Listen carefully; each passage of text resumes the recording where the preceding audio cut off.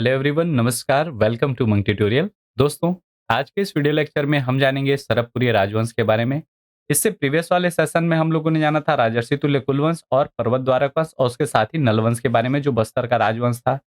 जो सरबपुरी वंश है, ये छत्तीसगढ़ में 5वीं से 6वीं शताब्दी के आसपास शासन करता रहा होगा। इसे अमरज कुल या अमरार्य कुल के नाम से भी जाना जाता है और इसके संस्थापक माने जाते हैं सरबराज। ठीक है? तो इस वंश में मुख्य रूप से सरबराज, नरेंद्रराज, प्रसन्नमात्र, जयराज, मनमात्र, दुर्गराज, सुदेवराज, प्रवरराज जैसे शासक होंगे और उनके क्या साक्ष्य मिलेंगे, कौन-कौन सी घटनाएँ होंगी, उसको समझने का प्रयास करते हैं।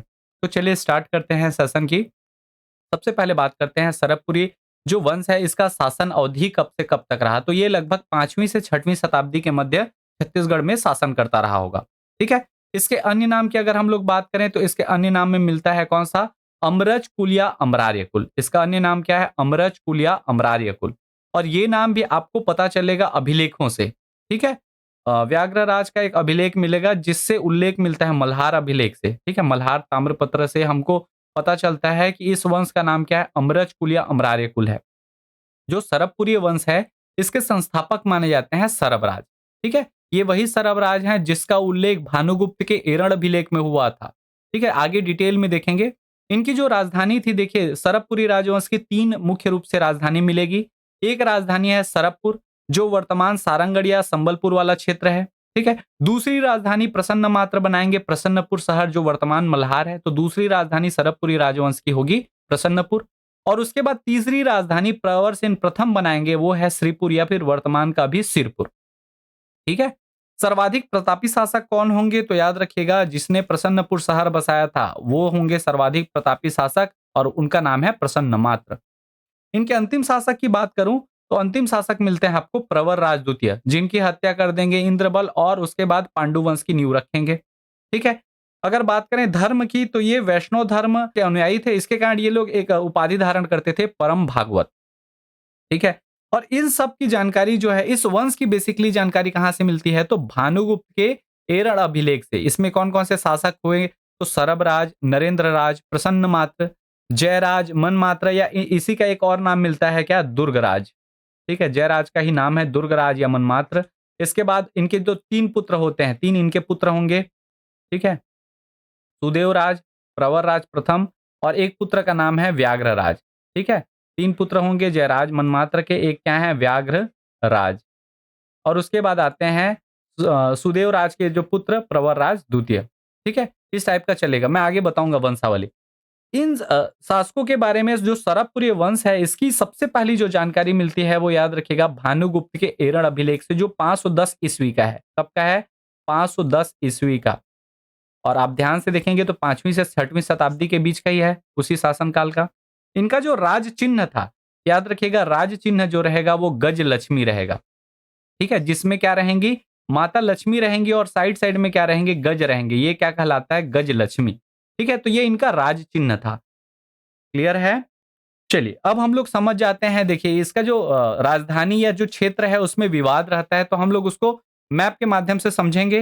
हाँ, ये एक उपाधि धारण करते थे। ये उपाधि याद रखिएगा परम भागवत की उपाधि धारण करते थे। ठीक है? अब मैप के माध्यम से हम लोग अगर समझें तो यहाँ ये वाला जो क्षेत्र है वर्तमान क्या है? सारंगढ़। ठीक है? विद्वानों का मतभेद है जो सरबपुर है वो किस क्षेत्र रहा होगा। दूसरा जगह बता रहा हूं मैं, संबलपुर। ठीक?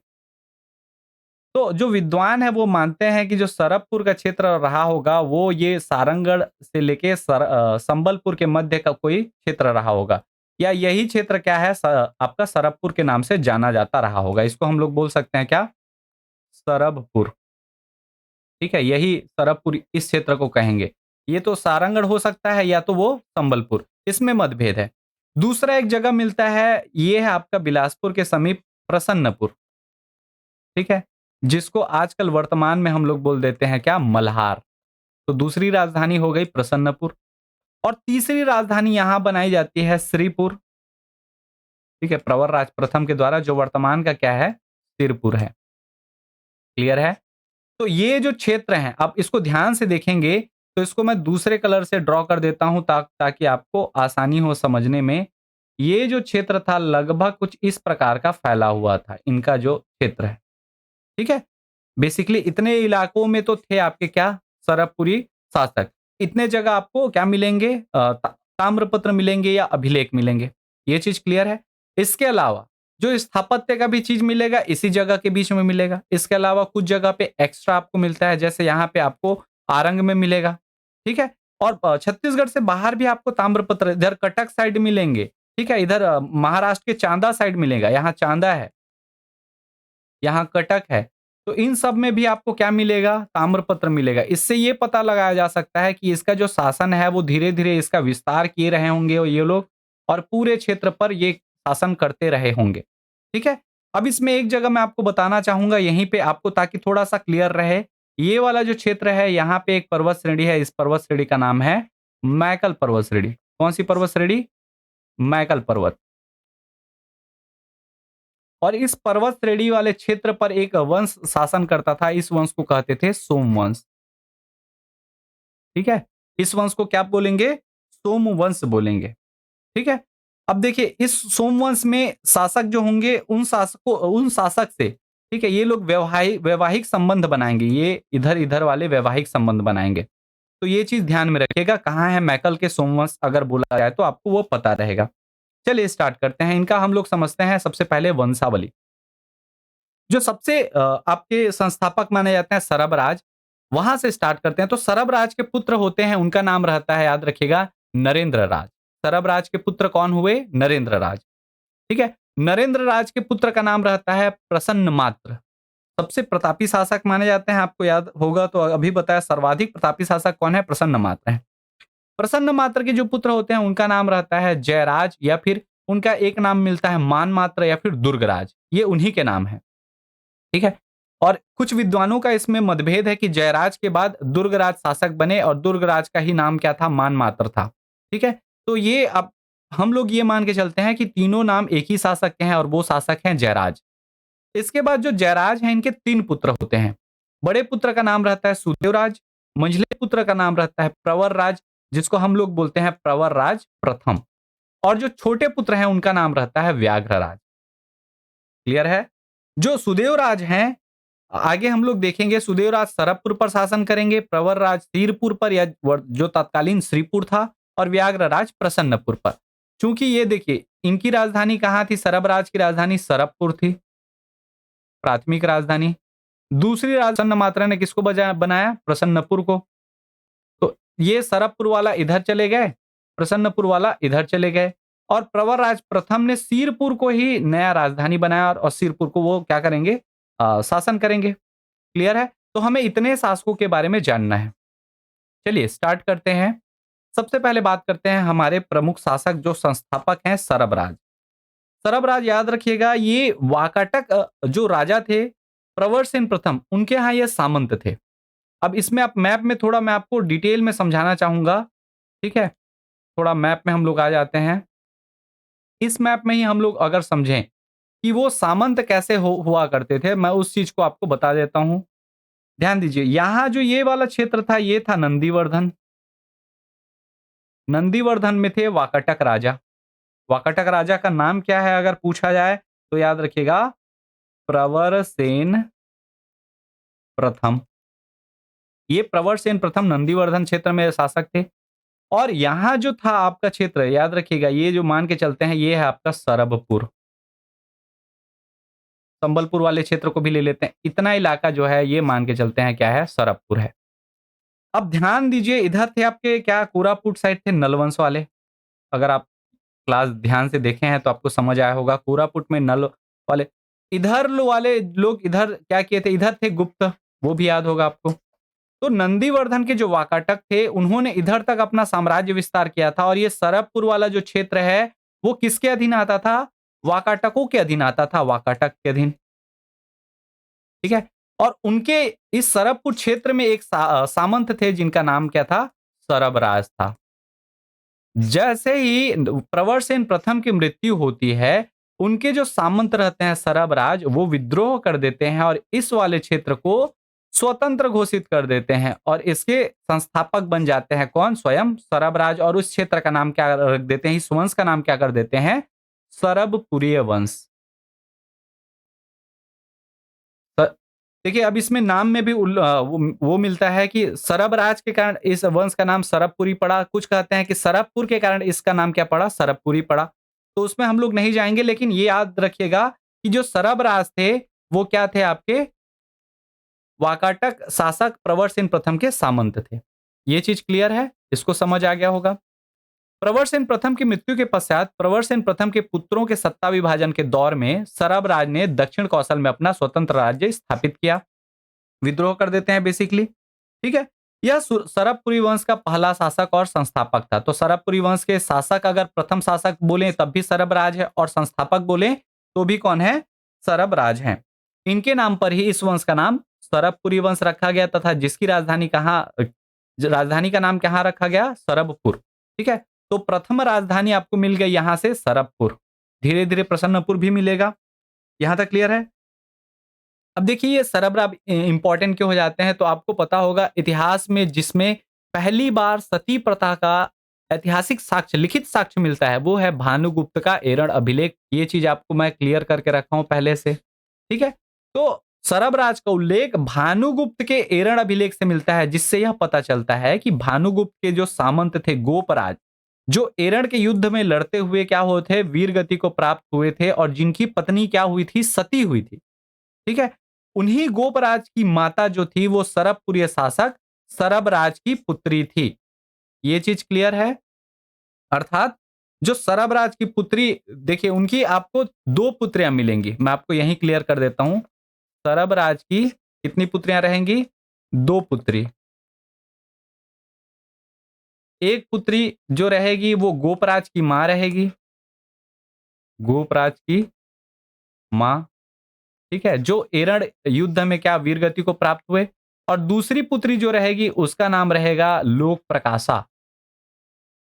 ये याद रखिएगा। दूसरी पुत्री का नाम क्या रहेगा? राजकुमारी लोक प्रकाशा। क्लियर है? ये लोक प्रकाशा नाम ध्यान रखिएगा, क्योंकि यही नाम आपको आगे दिखेगा। ये चीज क्लियर हुआ क्या? चलिए, अब अर्थात गोपराज के नाना कौन थे? सरबपुरी शासक सरबराज थे। ठीक? सरबपुरी शासक सरबराज किसके नाना है? गोपराज के नाना, जो एरण युद्ध में क्या हुए थे? वीरगति को प्राप्त हुए थे। अब जो सरबराज हैं, याद रखिएगा, अपने नाम के क्या चलाएंगे? सिक्के चलाएंगे। और सिक्कों में प्राकृत भाषा का जो चलन था उस समय, प्राकृत भाषा के स्थान पर सर्वप्रथम संस्कृत भाषा का प्रयोग करेंगे। और जो सिक्के चलाएंगे, याद रखिएगा, ये नॉर्मल आपके तांबे के सिक्के होंगे या चांदी के सिक्के होंगे। ठीक है? सोने के सिक्के ये नहीं चलाएंगे, तांबे या चांदी के ही सिक्के चलाएंगे अपने नाम के। कौन? सरबराज। क्लियर है? तो सरबराज के बारे में क्या-क्या जानना है कि ये वाकाटक शासक प्रवरसेन प्रथम के सामंत थे। ठीक है? और प्रवरसेन प्रथम की मृत्यु के बाद अपने आप को स्वतंत्र घोषित कर दिया। ठीक? सरबपुरी राजवंश के पहले शासक और संस्थापक थे, और इनकी जो राजधानी है वो सरबपुर इन्होंने बनाया। इनका उल्लेख भानुगुप्त के एरण अभिलेख में है, जिसमें यह बताया गया है कि गोपराज की मां के पिता थे, अर्थात गोपराज के नाना थे, और इन्होंने अपने सिक्के चलाए जो संस्कृत भाषा में थे। तो संस्कृत भाषा में पहली बार छत्तीसगढ़ का कोई स्थानीय राजवंश की मैं बात कर रहा हूं, पहली बार संस्कृत भाषा का प्रयोग करके सिक्के चलाएगा, वो कौन है? सरबराज। और जितने भी आपको सरबपुरी वंश वाले शासक मिलेंगे, सारे शासक संस्कृत भाषा का ही प्रयोग करेंगे। क्लियर है? अब अगले शासक हमारे आते हैं, कौन? नरेंद्र राज। देखिए, नरेंद्र राज जो हैं ये भी प्रतापी शासक हुए अपने पिता की तरह। इन्होंने अपने शासन काल में कुल 3 ताम्रपत्र जारी किए थे। कितने ताम्रपत्र? 3 ताम्रपत्र। ठीक है? जिसमें से 2 ताम्रपत्र में जानकारी आपको प्राप्त होगी, और जो तीसरी ताम्रपत्र है उसमें उतनी जानकारी आपको प्राप्त नहीं होती। ठीक है? अर्थात वो अधूरा ताम्रपत्र आपको प्राप्त होता है। देखिए, अपने शासन काल के तीसरे वर्ष में लाएंगे और फिर 24वें में लाएंगे, और एक ऐसा रहेगा जो डिटेल पता नहीं चलता। तो पहला चीज, अपने शासन काल के तीसरे वर्ष में क्या लाएंगे? पीपरडुला ताम्रपत्र। पीपरडुला जो ताम्रपत्र है वो सारंगढ़ बिलाईगढ़ जिले में मिला है। ठीक है? तो पीपरडुला ताम्रपत्र कौन से वर्ष में? शासन के तीसरे वर्ष में जारी किया, जिसमें अपने आप को सरबराज का पुत्र बतलाया है। तो ये एक चीज क्लियर हो गया कि तीसरे साल कौन सा ताम्रपत्र? पीपरडुला। अब इसके बाद शासन काल के 24वें वर्ष में वो कुरुद ताम्रपत्र जारी करेंगे। कुरुद ताम्रपत्र कहां मिलेगा? धमतरी जिले में। ठीक है? जिसमें उसने अपने शासन के 24वें रजत जयंती के रूप में मनाया। और 24 साल कंप्लीट हो जाने के बाद उन्होंने कौन सा ताम्रपत्र जारी किया था? कुरुद ताम्रपत्र। इससे ये कंफर्म हो जाता है कि ये मोटा माटी आपके कम से कम 25 साल तक ये क्या किए होंगे, शासन किए रहे होंगे। तीसरे साल में पीपरडुला ताम्रपत्र जारी किया, 24वें साल में वो 24वें रजत जयंती के रूप में मनाया और कुरुत ताम्रपत्र जो वर्तमान धमतरी में है। तो ध्यान दीजिए, इनका जो क्षेत्र था वो सरबपुर से अब धीरे-धीरे विस्तृत होकर कहां तक पहुंच चुका है, धमतरी तक। ये ध्यान में रखिएगा, धमतरी तक इन्होंने साम्राज्य विस्तार कर लिया है। लेकिन इसमें जो कुरुत ताम्रपत्र है, जो 24वां रजत जयंती के रूप में मनाया गया था, उसमें याद रखिएगा विजय स्कंदवाद कुरुद का अंकन मिलता है। कुरुद ताम्रपत्र में किसका अंकन मिलता है, तो विजय स्कंदवाद कुरुद, अर्थात इस जिससे यह अनुमान लगाया जाता है कि सैन्य अभियानों के द्वारा उन स्थानों पर विजय प्राप्त कर ताम्रपत्र क्या किया गया होगा, जारी। विजय स्कंदवाद कुरुद मतलब इस कुरुद को हम लोग क्या किए हैं, विजय किए हैं, इसका ये उल्लेख मिलता है और ये संस्कृत में लिखा गया है, ये याद रखिएगा। संस्कृत में इनका जितना भी मिलेगा संस्कृत में मिलेगा। विजय स्कंदवाद कुरुद का अंकन मिलता है, जिससे यह अनुमान लगाया जाता है कि सैन्य अभियानों के द्वारा उन स्थानों पर विजय प्राप्त कर ताम्रपत्र जारी किया गया होगा। क्लियर है? इसके अलावा एक और ताम्रपत्र मिलता है मल्हार से, जिसका जिसका कई अभिलेखों में रावण ताम्रपत्र या फिर रावा ताम्रपत्र के नाम से मिलता है। ठीक है? और यह इनका एकमात्र ऐसा ताम्रपत्र है जो अधूरा है। तो अगर कभी आपको पूछे कि नरेंद्र राज का ऐसा कौन सा ताम्रपत्र है जो अधूरा है या फिर तिथि विहीन है, नॉर्मली आपके जो सरबपुरी राजवंश की जितनी भी ताम्रपत्र मिलेंगे उसमें तिथि रहती है। ठीक है? शासक का नाम रहता है, चित्र नहीं रहता। बहुत सारे डिटेल मिलेंगे, ठीक है, लेकिन चित्र नहीं रहता सरबपुरी वाले जितने भी आपको ताम्रपत्र मिलेंगे। लेकिन इसमें तिथि भी नहीं है, ये याद रखिएगा, तिथि विहीन, जो इसको थोड़ा सा हट के बनाती है पूरे सीरीज से। ठीक है? तो नरेंद्र राज का एक ऐसा ताम्रपत्र जो अधूरा है, जो तिथि विहीन है, जिसमें कोई तारीख नहीं है, वो कब का है, किसका है, तो नरेंद्र राज का है। कौन सा ताम्रपत्र? मल्हार ताम्रपत्र या रावण ताम्रपत्र या फिर रावा ताम्रपत्र के नाम से जाना जाता है। ठीक है? ताम्रपत्र के मुहरों पर संस्कृत वाक्य खड़गधरा जीव भूता भुवय, खड़गधारा जीव भुवय अंकित करवाया, जिसका अर्थ होता है तलवार की धार से सारे विश्व को जीत लेने वाला। अर्थात ये जो नरेंद्र राज होंगे, ये क्या होंगे, युद्ध में निपुण रहे होंगे, इसलिए इतने साल तक शासन भी किए और अपने साम्राज्य का विस्तार, सोचिए सारंगढ़ से लेकर धमतरी तक अपना साम्राज्य का विस्तार कर चुके हैं। और अपने मुहरों में क्या लिखते हैं, ताम्रपत्र के मुहरों में वो क्या लिखते हैं, खड़गधारा जीत भुवय, मतलब जिसका अर्थ क्या होता है, तलवार की धार से सारे विश्व को जीत लेने वाला। क्लियर है? नरेंद्र राज के बारे में और क्या जानना है, तो याद रखिएगा नरेंद्र राज ने अपनी मुद्राओं पर गजाभिषिक्त लक्ष्मी का अंकन करवाया था। कौन सी लक्ष्मी? गजाभिषिक्त लक्ष्मी। देखिए गज लक्ष्मी जो इनका राज चिन्ह है, गज लक्ष्मी क्या है, राज चिन्ह। ये याद रखिएगा, राज चिन्ह क्या है, गज लक्ष्मी है। लेकिन सिक्कों पर गजाभिषिक्त लक्ष्मी का अंकन मिलता है। अब गजाभिषिक्त लक्ष्मी क्या होती है, तो गजाभिषिक्त लक्ष्मी का अर्थ होता है गज अर्थात हाथी, जो सूंड उठाकर लक्ष्मी को अभिषेक या फिर स्नान करा रहे हैं। इस प्रकार का आप इमेज में देखेंगे। ठीक है? उनके सूंड में जल के पात्र कलश होते हैं और इस प्रकार से लक्ष्मी माता को स्नान या फिर अभिषेक कराया जाता है। तो गज और अभिषेक से मिलकर बना है गजाभिषेक और वहीं से बना है गजाभिषिक्त लक्ष्मी। क्लियर है? तो ये आपको ये डायग्राम से क्लियर हो जाएगा। गजाभिषिक्त लक्ष्मी इस प्रकार के सिक्के जो हैं वो जारी करते थे। ठीक है? उन्होंने अपने मुद्राओं पर क्या बनवाया था, गजाभिषिक्त लक्ष्मी। ये इस प्रकार का आप देखेंगे तो इस प्रकार की लक्ष्मी माता का जो चित्र है उसका अंकन करवाया था। अपने अभिलेखों में इन्होंने न तो गुप्त संवत का प्रयोग किया और न ही अपना स्वयं का नया संवत चलाया। इससे ये पता चलता है कि ये गुप्तों के अधीन नहीं रहे होंगे। ठीक है? न तो गुप्त संवत का प्रयोग किया और न ही स्वयं का नया संवत चलाया। तो ये गुप्तों के अधीन तो नहीं थे, इतना कंफर्म हो गया। ठीक? नरेंद्र राज के बारे में आपको मैं पहले ही बताया था। जो सरब राज हैं उनकी दो पुत्रियां थी। एक का नाम जो थी वो गोपराज की माता थी और दूसरी का नाम था लोक प्रकाशा, जो नरेंद्र राज की क्या थी, बहन थी। तो इनकी बहन का नाम राजकुमारी लोक प्रकाशा था, जिनका विवाह मैकल के सोमवंशी शासक भरत बल, कहीं कहीं इसका नाम जो है वो इंद्रबल मिलता है, तो भरत बल या इंद्रबल से हुआ था। क्योंकि देखिए भरत बल को ही मेन नाम मानिएगा। लोक प्रकाशा का विवाह किससे हुआ था, भरत बल से हुआ था। इंद्रबल इनका एक इंद्र के समान बलशाली होने के कारण इनका नाम क्या पड़ा था, इंद्रबल पड़ा था। ठीक है? तो इनके जो दामाद थे, नरेंद्र राज के जो दामाद थे, उनका नाम क्या था, इंद्रबल था। क्लियर है? अब नरेंद्र राज के बारे में हम लोग क्या क्या चीजें देखे हैं, तो इनका क्या क्या ताम्रपत्र, सबसे पहला जो आपको ताम्रपत्र मिला है वो है पीपरडुला ताम्रपत्र। ठीक है? इसको कब जारी किए थे? तो अपने शासनकाल के तीसरे वर्ष में जारी किए थे और इसमें क्या बतलाया? अपने आप को सरबराज का पुत्र है बोल के बतलाया है। किसने? नरेंद्र राज ने। ठीक है? धमतरी से एक ताम्रपत्र मिलता है जो शासन के 24वें वर्ष में मिलता है, कुरुद ताम्रपत्र। ठीक है? 24वें वर्ष में रजत जयंती के उपलक्ष्य में ये ताम्रपत्र जारी करता है। तो देखिए ये जो सरबपुर का क्षेत्र है इसका विस्तार कहाँ से कहाँ तक हो चुका है। ठीक है? इसके बाद यहाँ पे आपको मिलेगा कौन-सा जगह? मल्हार। ठीक है? इस मल्हार से भी क्या करेंगे आपको? मल्हार ताम्रपत्र जारी करेगा। इस मल्हार ताम्रपत्र का और अलग-अलग आपको नाम मिलता है। इस मल्हार ताम्रपत्र को रावण ताम्रपत्र या फिर रावा ताम्रपत्र के नाम से भी जाना जाता है। ये चीज़ मैं आपको बता चुका हूँ। अब जो चीज़ें हम लोग देखे हैं, जो नरेंद्र राज थे, उनकी बहन का नाम क्या था? लोक प्रकाशा, जिनका विवाह किससे हुआ? भरत बल या इंद्रबल से। और ये जो भरत बल या इंद्रबल हैं, ये किनके पुत्र थे? तो याद रखिएगा नाग बल और उनकी माता का नाम था इंद्र भट्टारिका और ये मैकल के सुवंश के शासक थे नागबल। उनके पुत्र कौन थे? भरत बल या इंद्रबल। क्लियर है? तो ये जो लोक प्रकाशा है, मैं आपको अभी बताया था मैकल के सोमवंश वाला, तो उस साइड इनका क्या कर देंगे? लोक प्रकाशा का विवाह कर देंगे और भरत बल या इंद्रबल नरेंद्र राज के क्या हो जाएंगे? दामाद हो जाएंगे। तो ये ध्यान में रखिएगा, भरत बल किनके दामाद हैं? नरेंद्र राज के दामाद हैं। क्लियर है? चलिए अब हमारे अगले शासक की ओर पहुंचते हैं। हमारे जो अगले शासक हैं वो हैं प्रसन्नमात्र।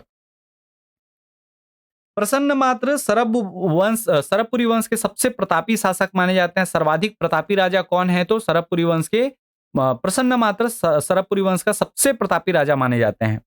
इन्होंने अपने नाम पर एक शहर ही बसा दिया। ठीक है? कौन सा शहर? प्रसन्नपुर। तो इन्होंने अपने नाम से निडिला नदी, जिसको वर्तमान में हम लोग लीलागर नदी के नाम से जानते हैं, उसके किनारे प्रसन्नपुर अर्थात वर्तमान का मल्हार नामक शहर की इन्होंने स्थापना कर दी। अब कोई भी नगर बसाएंगे तो वहां पे क्या करेंगे? मंदिर का निर्माण करेंगे। ठीक है? तो इन्होंने क्या मंदिर का निर्माण कराया? तो याद रखिएगा डिडनेश्वरी मंदिर। डिडनेश्वरी मंदिर मल्हार में है, उसका निर्माण करवाया। ठीक है? इसके अलावा देवरानी जेठानी मंदिर,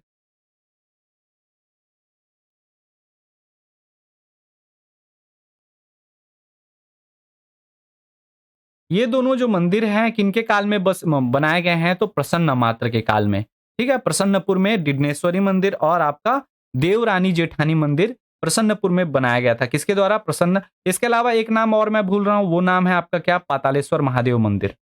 ठीक है? पातालेश्वर महादेव मंदिर,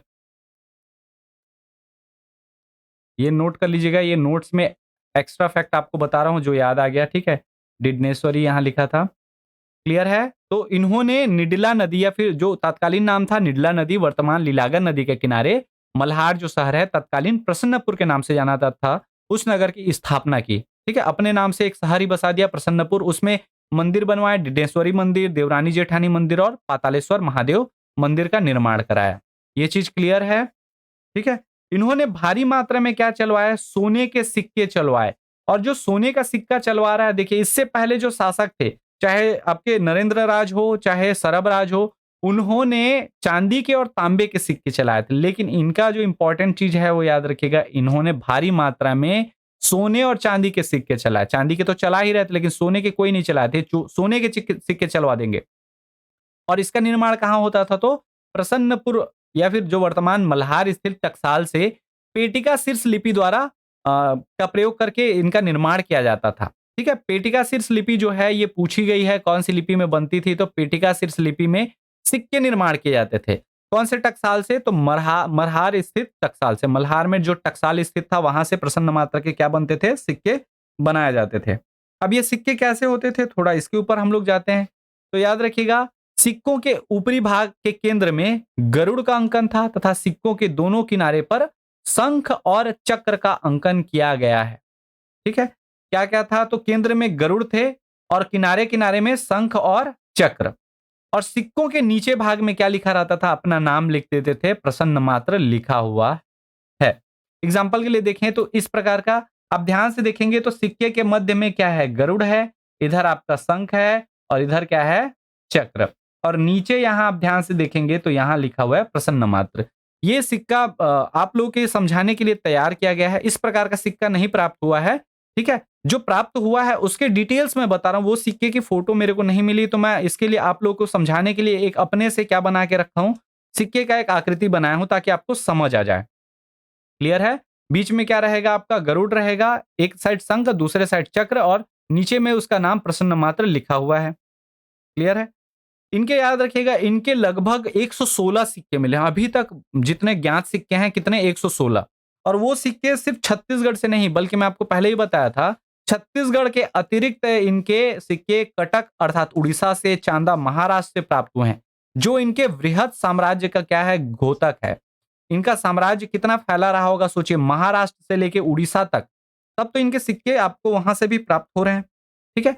जो प्रसन्न मात्र हैं, इनकी 2 राजधानियाँ हुआ करती थी, ठीक है? 2 राजधानी से तात्पर्य, एक जो इनकी जो दादा थे, ठीक है? प्रसन्न मात्र के पिता नरेंद्र राज, उनके पिता कौन? सरबराज। सरबराज ने राजधानी बनाई थी कौन-सी? सरबपुर, ठीक है? इसके अलावा इन्होंने अपनी जो नगरी बसाई है प्रसन्नपुर, उसको उपराजधानी का दर्जा दे दिया। प्रसन्नपुर को कौन-सी राजधानी बना दिए? उपराजधानी, ठीक है? और इनका एक ताम्रपत्र प्राप्त हुआ है, कहाँ से? प्रसन्नपुर से ही, मल्हार से, ठीक है? मल्हार को तत्कालीन समय में प्रसन्नपुर कहा जाता था, तो वहां से इनका एक ताम्रपत्र प्राप्त हुआ है। क्लियर है? चलिए, इनके स्थापत्य को अगर समझें तो प्रसन्नपुर जो बिलासपुर है, वो निडला नदी के किनारे प्रसन्नपुर बसा है, जो वर्तमान समय में हम लोग जानते हैं मल्हार के नाम से, ठीक है? इसमें याद रखिएगा, देवरानी जेठानी मंदिर जो है तालागांव में, उसका निर्माण कराया, मल्हार के डिडनेश्वरी मंदिर का, पातालेश्वर महादेव मंदिर का। और इसमें ये जो है एग्जाम में सीधा पूछ लिया जाता है, छत्तीसगढ़ का सबसे प्राचीनतम मंदिर कौन सा है? तो याद रखिएगा, देवरानी जेठानी मंदिर 5वीं सदी का है, सबसे प्राचीनतम। इससे प्राचीन कुछ नहीं है छत्तीसगढ़ के प्राचीनतम मंदिर में, ठीक है? देवरानी जेठानी का मंदिर। इसके अलावा डिडनेश्वरी मंदिर बनवाया गया है देवरानी जेठानी मंदिर के बाद, पातालेश्वर महादेव बनाया गया है वो भी इसके बाद, ठीक है? सबसे पहले बनवाया गया था देवरानी जेठानी मंदिर।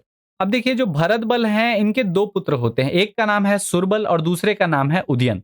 चलिए जानते हैं अब अगले शासक जयराज, ठीक है? इनका अन्य नाम मिलता है क्या-क्या? दुर्गराज या मानमात्र। इनके द्वारा अपने शासनकाल में मुख्य रूप से 3 ताम्रपत्र जारी किए गए थे। एक ताम्रपत्र जो है आरंग से और 2 ताम्रपत्र मल्हार से। मल्हार, चूंकि याद होगा इनके जो पिता थे, उन्होंने मल्हार या प्रसन्नपुर को उपराजधानी बनाया था, तो वहां से भी इनके 2 ताम्रपत्र प्राप्त हुए हैं। ठीक है? अपने शासनकाल के तीसरे वर्ष में अंगूरा ताम्रपत्र जारी किया था। कौन सा ताम्रपत्र? अंगूरा ताम्रपत्र। ये जो ताम्रपत्र है, इसके जो बाकी डिटेल्स हैं वो कुछ नहीं मिलते हैं, बस ये एक नाम जानिएगा, अंगूरा ताम्रपत्र। ठीक? इसके अलावा अपने शासनकाल के 5वें वर्ष में इन्होंने आरंग ताम्रपत्र, जो कि रायपुर वाले क्षेत्र में आता है, ठीक है, जारी किया, जिसमें उन्होंने अपने पूर्व राष्ट्र शब्द का उल्लेख किया है। पूर्व राष्ट्र मतलब पहले वाला राष्ट्र, ठीक है? या ये दिशा को उद्बोधित करता रहा होगा। तो 2 आपको मिल गया, पहला तीसरे वर्ष में अंगूरा ताम्रपत्र, 5वें वर्ष में आरंग ताम्रपत्र। इसके बाद 5वें वर्ष में ही आपको मल्हार के 2 ताम्रपत्र, 5वें और 9वें में मल्हार के 2 ताम्रपत्र मिलेंगे, ठीक है? 5वें वर्ष में मल्हार ताम्रपत्र बिलासपुर से जारी किया गया और 9वें वर्ष में भी मल्हार ताम्रपत्र फिर जारी करेंगे बिलासपुर में ही। अर्थात तीसरे वर्ष में एक करेंगे, ये इसको सुधार लीजिएगा, 4 ताम्रपत्र, 1 आरंग से, 2 ताम्रपत्र मल्हार से और 1 अंगूरा से प्राप्त हुआ है। 1 अंगूरा से, ठीक है? तो इनके कुल कितने 4 ताम्रपत्र प्राप्त हो गए हैं दुर्गराज या फिर जयराज के। पहला जो है वो तीसरे वर्ष में जारी किए थे अंगूरा ताम्रपत्र, फिर दूसरा और तीसरा 5वें वर्ष में जारी किए, एक आरंग से और दूसरा मल्हार से, ठीक है? और 9वें वर्ष में इनका ताम्रपत्र मिला है, 9वें वर्ष का, वो है मल्हार से, मल्हार ताम्रपत्र। ठीक? तो ये चीज जो है लास्ट वाला 9वें ताम्रपत्र में, ये चीज इन्होंने कहा है मल्हार ताम्रपत्र में कि इन्होंने दुर्ग शहर की स्थापना की। 9वें वर्ष के मल्हार ताम्रपत्र में इन्होंने क्या बताया कि इन्होंने दुर्ग शहर की स्थापना की और वहीं से इनका एक नाम मिलता है फिर, कौन सा नाम? दुर्गराज। दुर्ग शहर बसाने के कारण इनका नाम क्या पड़ गया? दुर्गराज। ठीक है? इनका एक अन्य नाम क्या था? मानमात्र। ये भी आपके दिमाग में क्लियर रहना चाहिए। ठीक है? अब जो दुर्गराज या मानमात्र हैं, इन्होंने अपने सिक्कों में गजलक्ष्मी का अंकन करवाया। जैसे आपको पता है, इनके जो पिता थे प्रसन्नराज, उन्होंने गजाभिषिक्त लक्ष्मी करवाया था। सेम इन्होंने वही चीज कराया, बस कॉर्नर को ये गोल की जगह क्या कर दे, इस प्रकार से कॉर्नर की आकृति को इन्होंने चेंज करा दिया। इनके शासनकाल में इन्होंने जो दान परंपरा है, इनके कुल में दान परंपरा, चूंकि ये वैष्णव धर्म अनुयायी थे तो दान देने में बिलीव करते थे, तो इन्होंने भी क्या किया, विष्णु स्वामी नामक एक ब्राह्मण को एक गांव दान में दिया, और गांव का नाम क्या था? राज्यग्राम। राज्यग्राम नामक गांव जो है वो किसको दान दे दिया? विष्णु स्वामी नामक ब्राह्मण को दान में दे दिया। अब जो जयराज थे इनके कुल 3 पुत्र हुए, ठीक है? यहां से याद रखिएगा कौन-कौन थे से 3 पुत्र। तो पहले पुत्र का नाम है सुदेवराज। कहीं-कहीं इनका नाम जो है वो महासुदेवराज भी मिलता है, तो कंफ्यूज नहीं होना है, बात सुदेवराज की ही होती है, ठीक है? दूसरे जो पुत्र होते हैं उनका नाम है प्रवरराज, जिनको इतिहास में हम लोग प्रवरराज प्रथम के नाम से जानते हैं। और तीसरे जो पुत्र होते हैं उनका नाम है क्या? व्याघ्रराज। क्लियर है? शासन क्षेत्र में आपको पहले ही बताया, सरबपुर पर शासन करेंगे, सिरपुर शासन करेंगे और प्रसन्नपुर पर। लेकिन अभी ये शासन नहीं कर रहे हैं, ये चीज याद रखिएगा। अभी ये इन लोगों का शासन नहीं होगा, ये बस अभी क्या है, जयराज या मनमात्र या दुर्गराज के क्या हैं, पुत्र हैं। धीरे से भविष्य में इन क्षेत्रों पर शासन करेंगे। क्लियर है? अब जो ये सुदेवराज हैं, इनके जो बड़े पुत्र हैं, इन्होंने एक अभिलेख जारी किया था। कौन सा अभिलेख? कौवाताल अभिलेख। आगे देखेंगे तो सुदेवराज के कौवाताल अभिलेख में जयराज का नाम पहली बार दुर्गराज के नाम से उल्लेखित है, ठीक है? और ये दुर्गराज का नाम क्यों मिला? तो मल्हार अभिलेख में उन्होंने बताया था कि उन्होंने शहर की स्थापना की है, ठीक है? तो इसलिए उन्होंने अपने पिता का जयराज का ही एक और नाम जो था, वो जो पुकारे जाते थे दुर्गराज के नाम से, उसको उनके बड़े बेटे ने बताया कि जयराज जो मेरे पिता थे उनका और एक नाम क्या है? दुर्गराज भी था। ये चीज सुदेवराज बताएंगे। क्लियर है? जयराज के बारे में हमको क्या-क्या मिला है? तो देखिए इनके शासनकाल के तीसरे साल में, तीसरे वर्ष में अंगूरा ताम्रपत्र जारी किए थे, ठीक है? उसके बाद जो अगला है शासनकाल के 5वें वर्ष में आरंग ताम्रपत्र जारी किए हैं। कौन से वर्ष में? शासनकाल के 5वें वर्ष में। बिलासपुर मल्हार से याद रखिएगा 2 ताम्रपत्र इनके प्राप्त होते हैं। एक है 5वें वर्ष में, वो भी मल्हार से प्राप्त हुआ है, और एक है 9वें वर्ष में। तो इनके जो ताम्रपत्र हैं जयराज के कुल 4 प्राप्त होते हैं। एक आपका अंगूरा ताम्रपत्र, एक है आरंग ताम्रपत्र और 2 मल्हार ताम्रपत्र।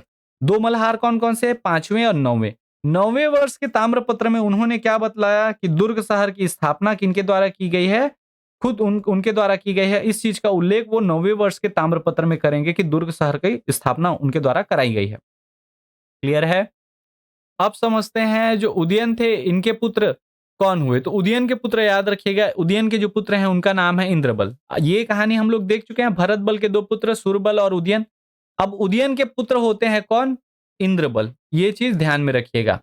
इंद्रबल नाम के व्यक्ति को आप ध्यान में रखिए, ये कहां से आ रहे हैं उसको मैं ये कहानी साथ में पैरेलल क्यों लेके चल रहा हूं मैं आगे बताऊंगा, वो चीज आपको कहानी में क्लियर होगा, ठीक है? अब जो इंद्रबल है यहाँ इसको ध्यान में रखिएगा, ये लोक प्रकाशा वाला फैमिली से ही बिलोंग करता है, मैकल के सोमवंश वाले हैं ये इंद्रबल, ठीक है? ये भरत बल इनका मेन नाम था, और इंद्र के समान बलशाली होने के कारण इनका नाम इंद्रबल पड़ा, और इनका नाम ही इंद्रबल है। क्लियर है? चलिए अगले शासक हमारे आते हैं कौन? सुदेवराज। जो यहां ध्यान से देखेंगे तो जयराज या मनमात्र के आपके जो प्रथम पुत्र हैं, सबसे बड़े पुत्र जयराज या मनमात्र के सबसे बड़े बेटे कौन है? सुदेवराज। तो सुदेवराज के बारे में समझते हैं। सुदेवराज के याद रखिएगा 2 अभिलेख प्राप्त होंगे और लगभग 9 ताम्रपत्र प्राप्त होंगे। 2 अभिलेख और 9 ताम्रपत्र। तो सबसे ज्यादा जो जानकारी है इस वंश के बारे में सुदेवराज से ही हमको प्राप्त होती है। क्लियर है? कौन कौन से 2 अभिलेख हैं? तो इनका महासमुंद और कौवाताल 2 अभिलेख प्राप्त होता है। महासमुंद अभिलेख जो है वो महासमुंद जिले में, और कौवाताल अभिलेख सारंगढ़ बिलाईगढ़ जिले में मिलेगा, ठीक है? इनकी जो राजधानी है वो कहाँ रखेंगे? ये सरबपुर रखेंगे। उपराजधानी किसको बनाएंगे? तो याद रखिएगा इन्होंने उपराजधानी बनाया था श्रीपुर, या जो वर्तमान का सिरपुर है। क्लियर है? इनके जो ताम्रपत्र हैं सर्वाधिक 9 ताम्रपत्र प्राप्त हुए हैं, मैं ये चीज आगे बता चुका हूं। तो उसमें से 6 ताम्रपत्र जो है वो सरबपुर क्षेत्र में मिलेंगे, 2 ताम्रपत्र सिरपुर या तत्कालीन एक बोल सकते हैं श्रीपुर वाले क्षेत्र में, और 1 ताम्रपत्र रायपुर क्षेत्र से प्राप्त हुआ है। इसमें ये चीज याद रखिएगा जो सुदेवराज का ताम्रपत्र है इसमें तिथि, वर्ष, शासक एवं लेखक का उल्लेख है, लेकिन कोई चित्र अंकित नहीं किया गया है। और ये सेम कॉन्सेप्ट, यही कॉन्सेप्ट आपका पूरे सरबपुरी ताम्रपत्र में मिलता है, ठीक है?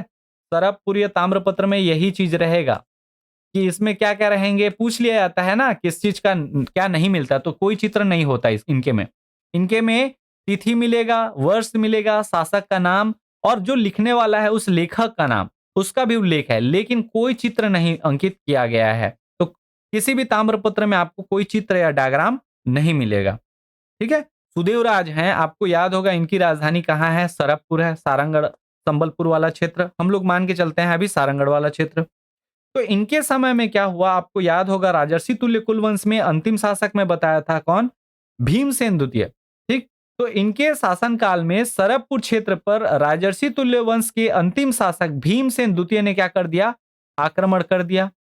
तब इनके मंझले भाई जो हैं प्रवरराज प्रथम ने उसे हटाने के लिए महत्वपूर्ण भूमिका निभाई, जिसके फलस्वरूप प्रवरराज प्रथम को श्रीपुर का क्षेत्र जो है उस क्षेत्र का राष्ट्रपति बना दिया। अब ये जो राष्ट्रपति है ये वास्तव में क्या है? राष्ट्र का प्रमुख होता है, राष्ट्र प्रमुख। और राष्ट्र अभी के डेट में आप बोल सकते हैं ये क्या है? एक संभाग है। ठीक है?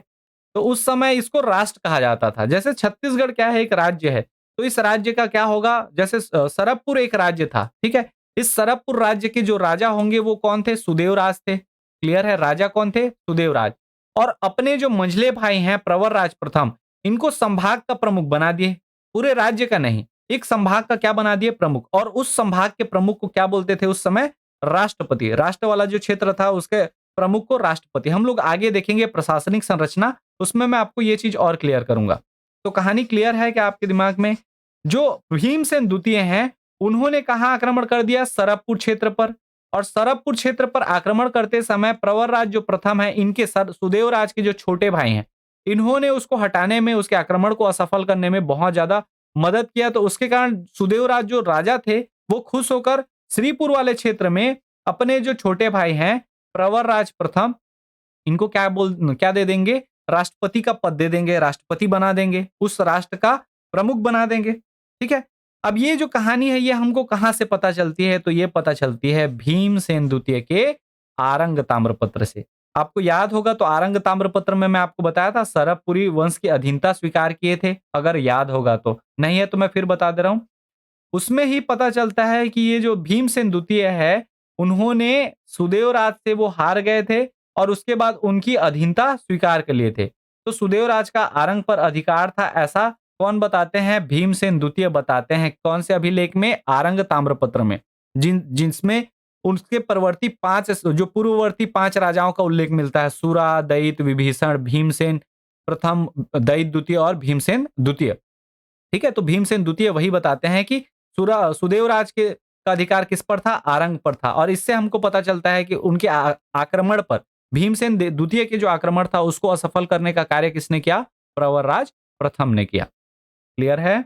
अब आपको इंद्रबल के बारे में अभी थोड़ी देर पहले मैं बताया था, तो इंद्रबल याद होगा। तो इनके सामंत का नाम क्या था? इंद्रबल नामक व्यक्ति था, जिसका उल्लेख अपने कौवाताल अभिलेख तथा धमतरी ताम्रपत्र में उन्होंने किया है, सर्वाधिकाराधिकर्ता। ठीक है? उनका एक पद है, पदाधिकारी हैं। कौन सा पद है? सर्वाधिकाराधिकर्ता। ठीक है? सर्वाधिकाराधिकर्ता ये सरभपुरी पदाधिकारी में से एक महत्वपूर्ण अधिकारी का पद है। ठीक है? तो सर्वाधिकाराधिकर्ता के पद पर कौन था बोलने से? इंद्रबल था। किसके शासनकाल में? सुदेवराज के शासनकाल में। जो इस बात का घोतक है कि सामंत जो इंद्रबल है वो सरभपुरी दरबार में महत्वपूर्ण अधिकारी था। क्लियर है?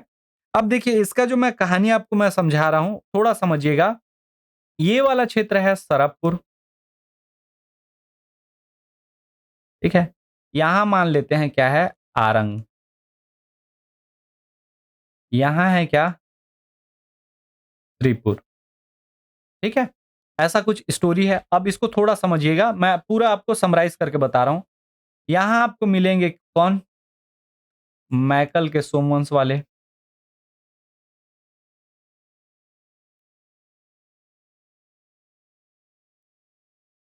एक्चुअल में इसको यहां रखते हैं, मैकल के सोमवंश वाले यहां है। ये है मैकल का सोमवंश। क्लियर है? अब सरभपुर में कौन बैठे हुए हैं? यहां है सुदेवराज। और सुदेवराज अपने शासनकाल में जो इंद्रबल थे, उसको, इंद्रबल जो था वो यहां था। इंद्रबल यहां क्या था? सर्वाधिकाराधिकर्ता। ठीक है? कहां पे वो सर्वाधिकाराधिकर्ता था? श्रीपुर क्षेत्र में। यहाँ से नॉर्मली उसको क्या होता था, ये आना-जाना आसान होता था, घर से भी संडे वनडे को घर चला जाता था, ठीक है? घर परिवार वालों से मिलने। अब देखिए ये जो सरकपुर वाला क्षेत्र है, इसके ऊपर आक्रमण कर दिया भीमसेन द्वितीय ने, ठीक? इस आक्रमण को असफल करने का काम जो है, यहाँ पे बीच में बैरिकेडिंग का काम कौन कर दिया? प्रवरसेन प्रथम, क्लियर है? यहाँ पे सुदेवराज है, इनके जो छोटे भाई हैं प्रवरसेन प्रथम, यहाँ से भीमसेन आ रहे थे, भीमसेन द्वितीय, उनका आक्रमण होना था किसके ऊपर? सरकपुर के ऊपर यहाँ से, ठीक है? लेकिन बीच में प्रवरसेन प्रथम जो है इनको क्या कर देते हैं? रोक देते हैं, हरा देते हैं। अब जो सुदेवराज हैं ये बहुत प्रसन्न हो जाते हैं अपने भाई से, बोलते हैं कि सिरपुर वाला जो क्षेत्र है, श्रीपुर वाला, यहाँ जाओ, आप काम करो, राष्ट्रपति बन जाओ। राष्ट्रपति मतलब इस राष्ट्र का प्रमुख। अब ये इंद्रबल, चूंकि यहाँ देखिए इंद्रबल यहाँ पे था किसके किस रूप में? एक अधिकारी के रूप में, सर्वाधिकाराधिकर्ता अधिकारी के रूप में। अब यहाँ से इसको फिर से इनके पास चला जाना पड़ेगा, मतलब इंद्रबल को यहाँ से भगा दिया जाएगा। अब यहाँ ध्यान रखिएगा, इंद्रबल यहाँ से जाएंगे तो जाहिर सी बात है, पहले यहाँ मुख्य अधिकारी वही थे सर्वाधिकाराधिकर्ता के रूप में, तो यहाँ फुल पावर में थे वो। और उनके उनको क्या है, सत्ता का एक जो वो था, क्योंकि राजा यहाँ नहीं थे लेकिन पूरा राजपाट यहाँ करने को मिल रहा था। राजा चूंकि सुदेवराज थे, वहां थे। अब राजा अपने खुद के भाई को यहाँ सत्ता में भेज दिए, तो इंद्रबल क्या हो गया, यहाँ से उसको हटना पड़ा।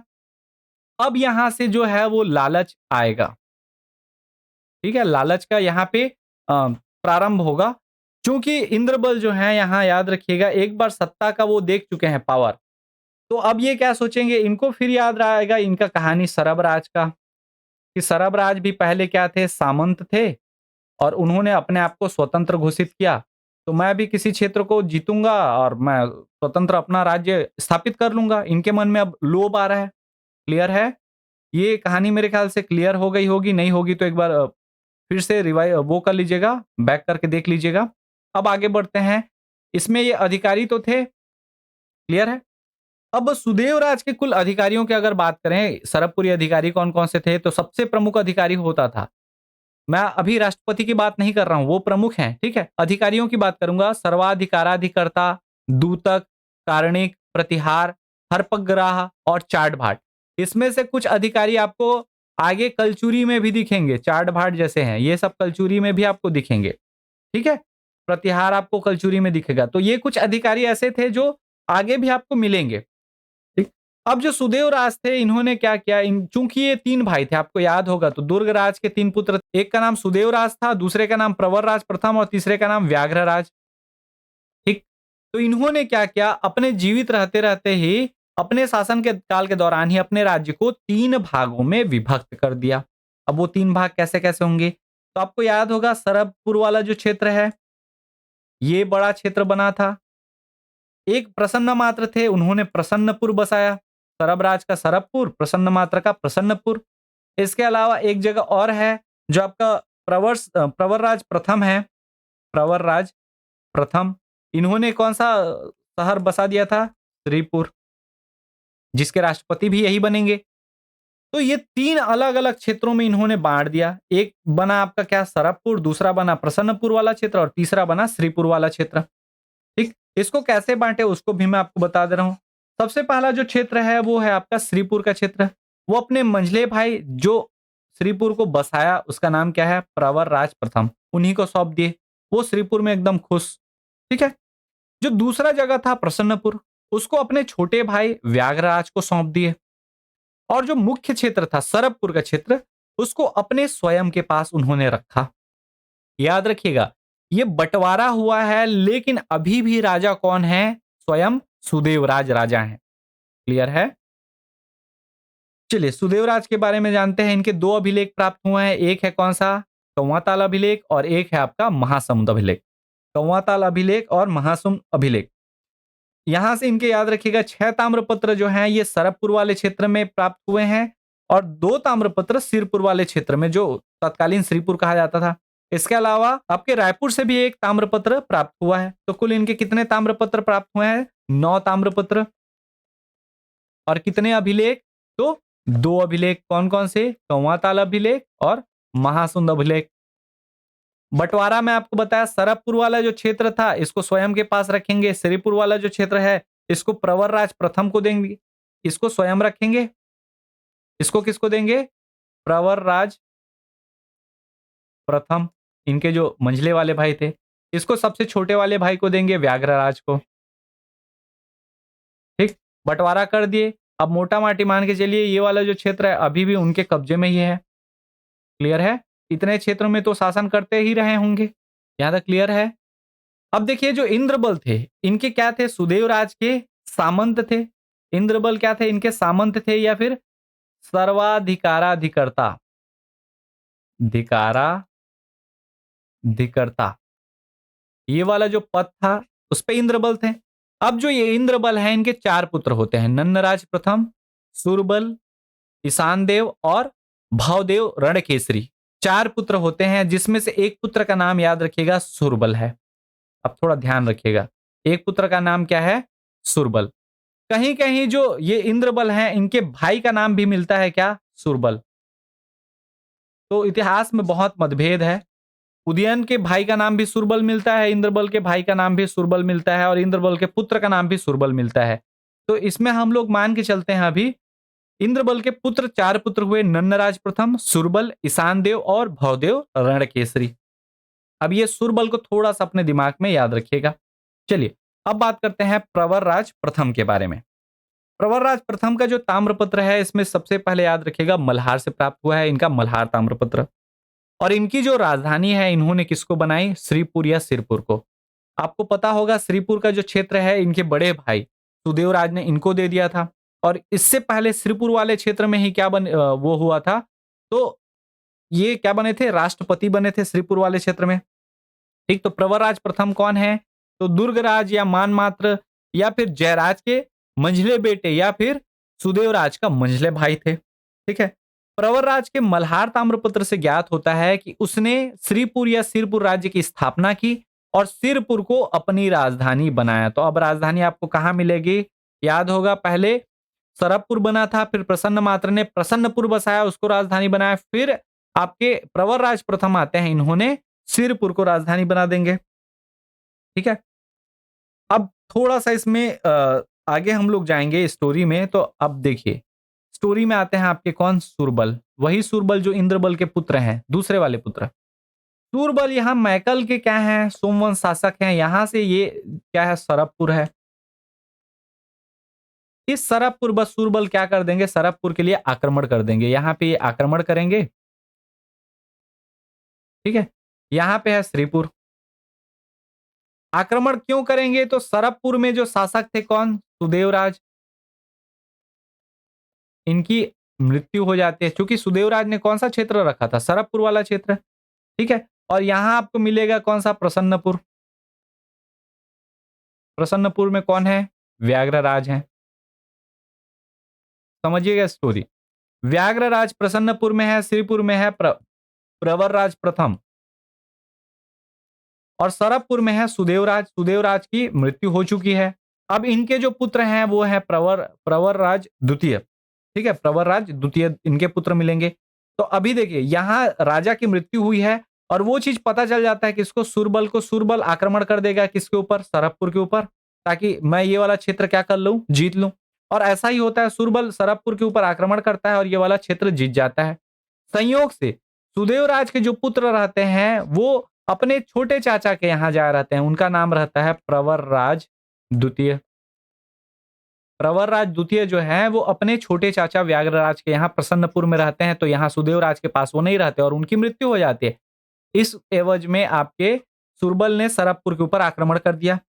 ठीक है, अब इस कहानी को समझिए। सरबपुर पर सुरबल जो मैकल के सोमवंशी शासक थे उन्होंने अधिकार कर लिया, जिसे लड़ाई में मारकर प्रवरराज ने पुनः प्राप्त कर लिया। अब चूंकि मैं आपको यह बताया था कि सुरबल यहाँ हमला कर देता है, जीत जाता है। अब यहां से सिरपुर से कौन जाएगा? प्रवरराज प्रथम जाएगा, सरबपुर के ऊपर आक्रमण करेगा और इस सुरबल को मार देगा। लड़ाई करके प्रवरराज ने किसको मार दिया? सुरबल को। क्लियर है? और इसके बाद अपने छोटे भाई व्याघ्रराज को सरबपुर में शासन और सुरक्षा के लिए तैनात कर देता है। राजा कौन बनने वाला है? तो प्रवरराज द्वितीय ही बनेगा।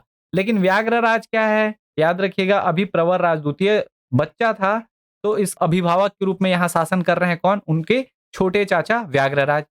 कौन उनको राजा बनवा दिया है, यानी कि अभिभावक कौन बनवाया है? तो व्याघ्रराज को बनवाया है कौन? प्रवरराज प्रथम, कि तुम प्रवरराज द्वितीय की सुरक्षा करो और साथ ही सरबपुर की रक्षा करो। ठीक है?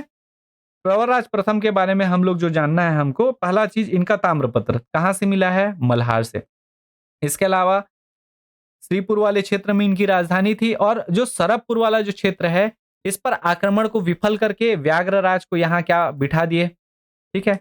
व्याघ्रराज याद रखिएगा अभिभावक के रूप में था, साथ ही व्याघ्रराज का जो क्षेत्र था वो यहाँ पे था प्रसन्नपुर, तो वो प्रसन्नपुर भी देख रहा था और सरबपुर भी देख रहा था। और श्रीपुर वाले क्षेत्र में कौन थे? तो प्रवरराज प्रथम थे यहाँ पे। क्लियर है? अब आते हैं हमारे अगले शासक, जिनका नाम है क्या? व्याघ्रराज। व्याघ्रराज याद रखिएगा जयराज, मानमात्र या दुर्गराज के सबसे छोटे वाले पुत्र हैं। देखिए व्याघ्रराज ने उपाधि धारण की थी भट्टारक या परम भागवत की। इनकी जो राजधानी थी, जैसा कि आपको सब पता है, प्रसन्नपुर या मल्हार वाले क्षेत्र में थी। ठीक, और ये सुदेवराज के सबसे छोटे वाले भाई थे, या जयराज, मानमात्र या दुर्गराज के सबसे छोटे बेटे थे। ठीक है, या बोल सकते हैं प्रवरराज प्रथम के क्या थे? भाई थे। प्रवरराज द्वितीय के चाचा थे। बहुत सारा रिलेशन निकल सकता है। यह अपने मंझले भाई प्रवरराज प्रथम के सामंत मात्र बनकर रह गए थे, अर्थात जो बड़े भाई बोलते थे प्रवरराज प्रथम, क्योंकि सुदेवराज की मृत्यु हो चुकी थी, और प्रवरराज प्रथम जैसा बोलते थे ये वही करते थे। ठीक है, इन्होंने एक ताम्रपत्र जारी किया है, उसका नाम है मल्हार ताम्रपत्र, क्योंकि मल्हार वाले क्षेत्र में थे। उन्होंने यहाँ पे उल्लेख किया है सरबपुरी वंश का एक अन्य नाम, जो नाम मिलता है अमरार्य कुल या अमरज कुल, जिसको मैं स्टार्टिंग में आपको बताया। ठीक है, मल्हार ताम्रपत्र से किसका मल्हार ताम्रपत्र है? तो व्याघ्रराज का मल्हार ताम्रपत्र है। ठीक है, वहां से सरबपुरी वंश का एक और नाम मिलता है, कौन सा नाम? अमरार्य कुल या अमरज कुल, या कहीं कहीं ऐसा लिखा रहता है अमरज, अमरज कुल, तीनों वही है। ठीक है, पढ़ा वैसे ही जाता है। यहां तक क्लियर हुआ? अब जो व्याघ्रराज हैं, इनका क्या मिला है? तो एक ताम्रपत्र मिला है, बस मल्हार ताम्रपत्र, जिसमें इन्होंने क्या कहा है? तो अपने वंश का नाम अमरार्य कुल कहा है। अमरार्य कुल, या फिर एक और उसी को हम लोग बोलते हैं अमरज कुल। क्लियर है? ठीक है, इसके बाद देखिए व्याघ्रराज के बाद हमारे सुदेवराज के जो पुत्र होते हैं, उनका नाम है प्रवरराज द्वितीय। अब ये प्रवरराज द्वितीय जो हैं, ये वयस्क हो चुके हैं। ठीक है, 18 वर्ष की आयु इनकी हो चुकी है, और इनके जो चाचा व्याघ्रराज हैं, इन्होंने प्रवरराज द्वितीय को सरबपुर का क्षेत्र सौंप दिया।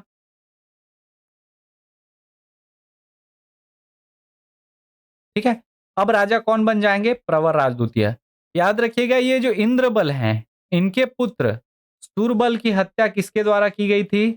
प्रवरराज प्रथम के द्वारा सूरबल की हत्या कर दी गई थी। ठीक है, अब ध्यान रखिएगा व्याघ्रराज के बाद सरबपुर क्षेत्र में कौन राजा बन चुके हैं? प्रवरराज द्वितीय बन चुके हैं। अब सीधी बात है, तुमने हमारे बेटे को मारा तो मैं तुम्हारे बेटे को मारूंगा, टीट फॉर टैट। और ये टीट फॉर टैट वाला कॉन्सेप्ट लाएंगे कौन? इंद्रबल। इंद्रबल क्या करेंगे? इस प्रवरराज द्वितीय की हत्या कर देंगे और छत्तीसगढ़ में पांडु वंश की नींव रखेंगे। इसलिए ये जो आपका मैकल के सोमवंश को मैं यहाँ पैरेलली आपके सामने कहानी में रख के चल रहा था, ताकि आपको कहानी क्लियर हो। ठीक है, तो चलिए अब बात करते हैं प्रवरराज द्वितीय के बारे में। प्रवरराज द्वितीय के बारे में क्या जानना है? तो याद रखिएगा यह सुदेवराज का क्या था? पुत्र था। सुदेवराज या कहीं कहीं महासुदेवराज मिलता है। इस वंश के ये अंतिम शासक माने जाते हैं। ठीक है, यह प्रसन्नपुर पे निवास करते थे। प्रसन्नपुर कौन सा जगह है? तो आपको पता होगा, प्रसन्नपुर यानी कि तत्काल आज के समय का मल्हार। और मल्हार में क्यों निवास करते थे? तो यहाँ पहले क्या थे, इनके जो पिता है उनकी मृत्यु हो जाने के बाद ये वहीं थे, और चूंकि वहां हमला हो रहा था तो इनके जो चाचा थे वो संभाल के रखे हुए थे। कहाँ? व्याघ्रराज ने सरबपुर वाला क्षेत्र। ठीक है, इनके दो ताम्रपत्र इन्होंने जारी किए थे अपने शासनकाल में, एक था ठाकुरदिया ताम्रपत्र और दूसरा था मल्हार ताम्रपत्र। क्लियर है? ठाकुरदिया ताम्रपत्र जो है वो सारंगढ़ में आपको मिलेगा, सारंगढ़ जिले में, और मल्हार ताम्रपत्र बिलासपुर जिले में। इसमें ताम्रपत्र में उत्कीर्ण करवा कर ऋग्वेदी विप्र दुर्ग स्वामी के पुत्र अग्निचंद्र स्वामी को पूर्व राष्ट्र में स्थित कुंतरप्रद नामक ग्राम दान में दिया था। पूर्व राष्ट्र याद रखिएगा किसके लिए यूज किया गया है? तो प्रसन्नपुर के लिए यूज किया गया है। प्रसन्नपुर, या फिर जिसको हम लोग बोलेंगे मल्हार। तो मल्हार क्षेत्र में एक जगह है, कौन सा गांव? पद्र। पद्र नामक जो गांव है उसको किसको दिए थे? तो अग्निचंद्र स्वामी को। ये भी एक बार पूछा गया है व्यापम में। ठीक है, इसलिए ये अलग से कलर कर दिया गया है। इसके अलावा एक ताम्रपत्र मिलता है, मंगला ताम्रपत्र। ये मंगला ताम्रपत्र जो है वो इंद्रबल का है। ठीक है, तो मंगला ताम्रपत्र बिलासपुर के अनुसार अपने पुत्र सूरबल की मौत का बदला इंद्रबल ने ले लिया और अंतिम शासक की हत्या कर सरबपुर पर अधिकार कर लिया। ये कौन लेगा बदला? इंद्रबल लेगा अपने पुत्र की मृत्यु का बदला। ठीक है, किसके पुत्र की हत्या करके? सुदेव राज के पुत्र की हत्या कर देगा, या फिर प्रवर राज के पुत्र, चूंकि उसका भतीजा था प्रवर राज प्रथम का, या व्याघ्र राज का भी भतीजा था। ठीक है, इसलिए उनकी पुत्र को मारकर ये अपने पुत्र की मौत का बदला ले लेगा। क्लियर है? और सुदेवराज, आपको याद होगा सुदेवराज की जो सामंत थे इंद्रबल, उन्होंने ही क्या कर दी? आपके प्रवर राज द्वितीय की हत्या कर दी। जो इंद्रबल वही हैं जो सर्वाधिकारी अधिकर्ता के रूप में थे, और ये हत्या करने के बाद पांडु वंश की नींव रखेंगे।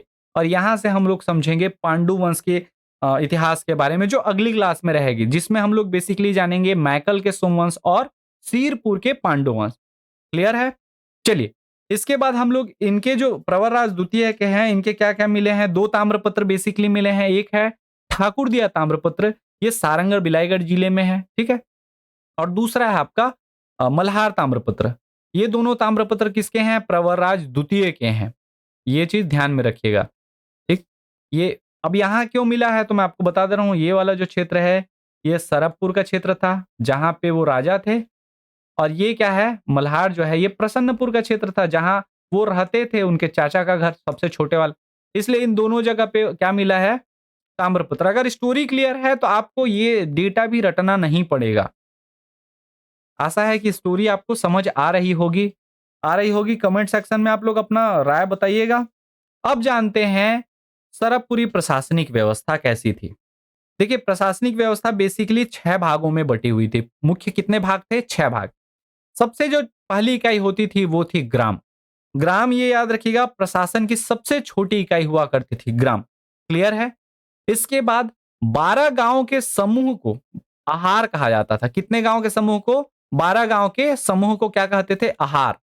ठीक है, इसके बाद अगला आता है भुक्ति।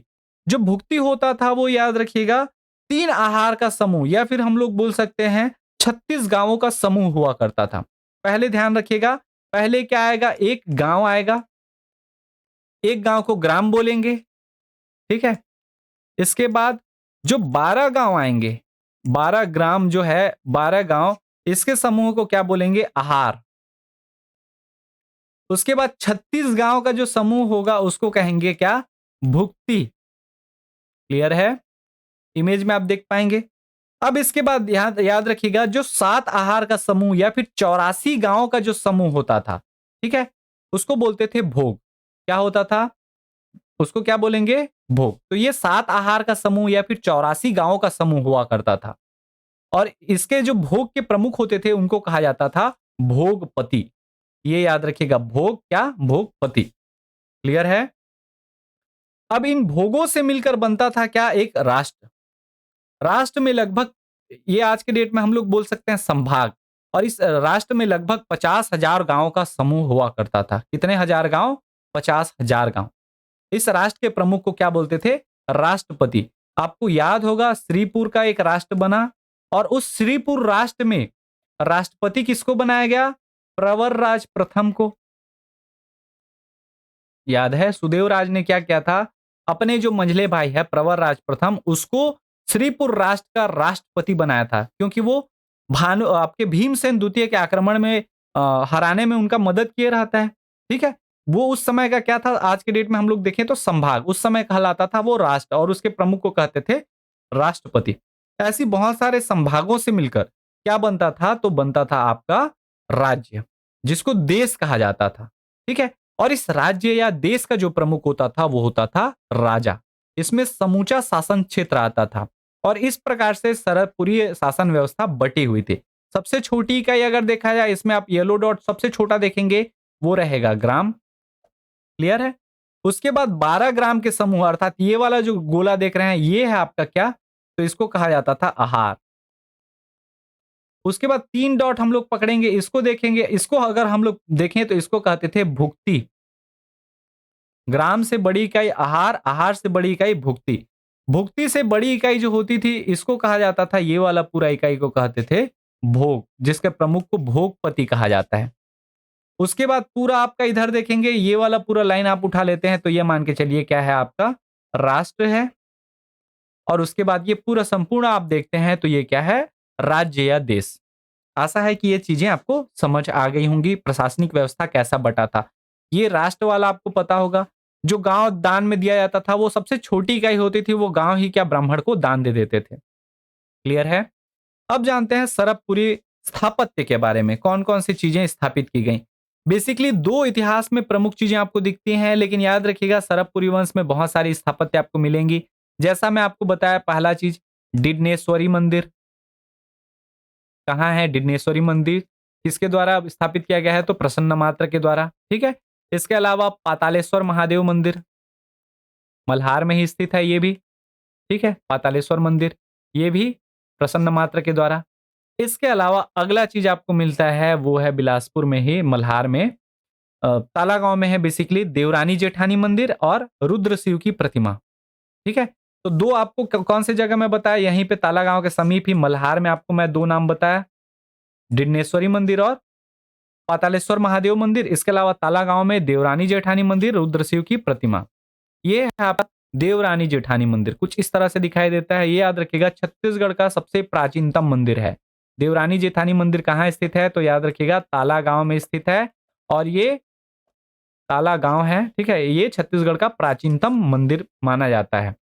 दूसरा हम लोग जानते हैं रुद्र शिव की प्रतिमा। ठीक है। ये जो रुद्र शिव की प्रतिमा है ये भी ताला गांव में ही स्थित है, और इसमें 11 जीवों के अंगों से ये निर्मित है। अलग अलग आप इसको देखेंगे तो ये सब जो जीव हैं वो अलग अलग जीवों के अंग हैं, और उन 11 जीवों के अंगों से ये क्या है, निर्मित प्रतिमा है। ये जो प्रतिमा है वो याद रखिएगा लाल बलुआ पत्थर से बना हुआ है। कौन से प्रकार के पत्थर से, लाल बलुआ पत्थर से। क्लियर है। अगली क्लास में हम लोग जानेंगे पांडु वंश या मैकल के सोमवंश के बारे में। वीडियो अगर पसंद आता है तो प्लीज वीडियो लाइक करें, चैनल पर आप नए हैं तो चैनल सब्सक्राइब करें। मिलते हैं बहुत जल्द अगली वीडियो में, तब तक के लिए जय हिंद, जय भारत, वंदे मातरम।